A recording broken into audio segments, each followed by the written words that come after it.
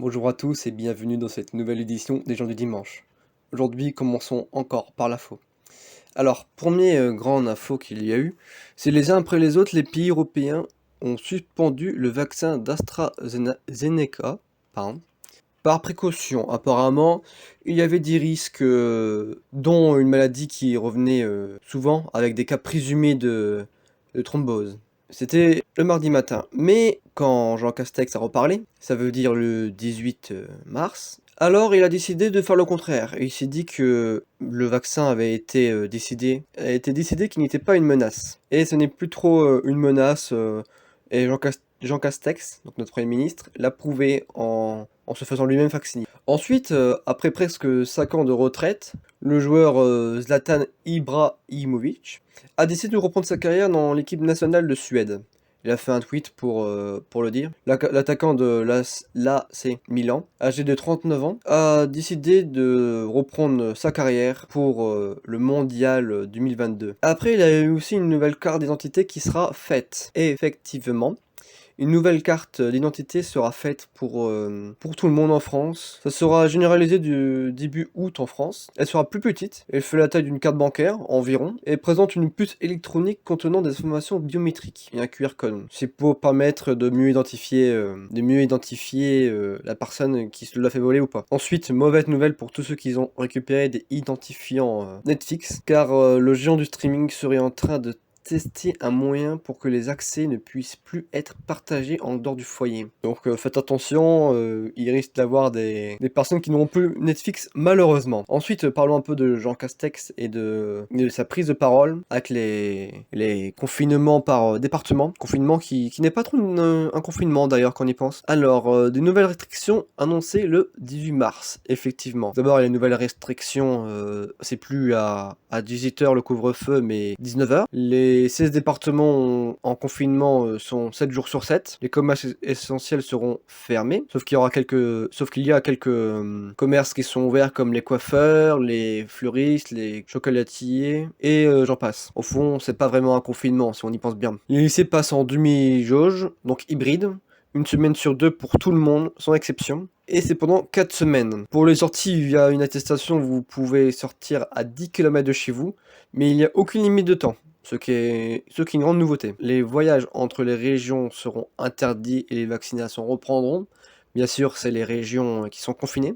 Et bien sûr, pour plus d'informations, je vous conseille clairement d'aller voir la rediffusion, où vous serez mieux informé par vous-même. Et il y a des milliers de personnes qui se sont réunies à Paris, à la marche pour le climat et contre la précarité étudiante. Des millions de personnes ont manifesté dans les rues de Paris. Les manifestants sont partis du Panthéon et ont rejoint la place Aubin via Charles Baudry le 19 mars. Maintenant, passons à la rubrique jeux vidéo. Pour la rubrique jeux vidéo, je pense que vous avez dû le voir si vous êtes intéressé au jeu. Il y a une bande-annonce pour Fall Guys, une nouvelle saison et une collaboration avec Among Us. Récemment racheté par Epic Games, le buzz vidéo ludique, maintenant sorti il y a un peu plus de 6 mois, entamera sa 4e saison le 22 mars prochain, donc lundi. Autre info, il y a eu la deuxième cérémonie des Pégases le 17 mars, donc mercredi. Un événement agréable pour récompenser les jeux vidéo et les studios indépendants. Je vous conseille de le regarder en replay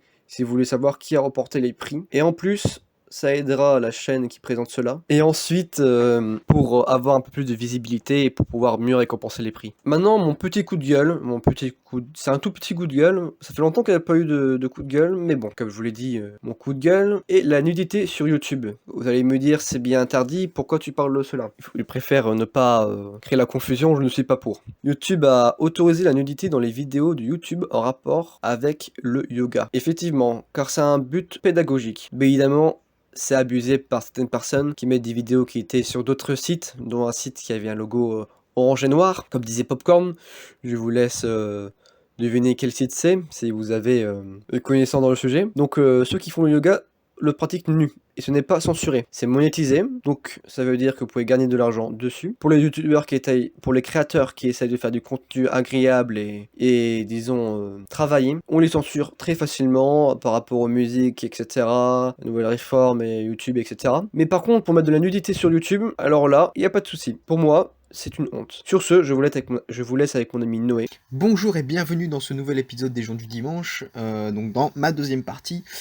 Aujourd'hui, le programme n'est pas forcément chargé, même si je tiens quand même à faire un coup de gueule à propos du ministère de la Culture.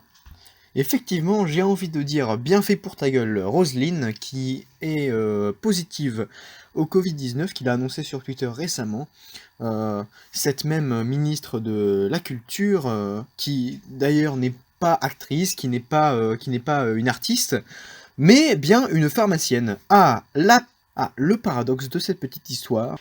Sinon, l'actualité la plus grosse aujourd'hui, c'est donc les films nominés aux Oscars. On en avait parlé très rapidement la semaine dernière. Et évidemment, je me suis trompé puisque ce n'est pas la cérémonie qui avait lieu, mais bien les films nominés qui allaient être dévoilés au grand public. Donc nous allons faire une petite liste et potentiellement je ferai mes pronostics. Donc dans les catégories les plus importantes, notamment le meilleur film, on peut trouver par exemple The Father de Florian Zeller ou encore Mank de David Fincher.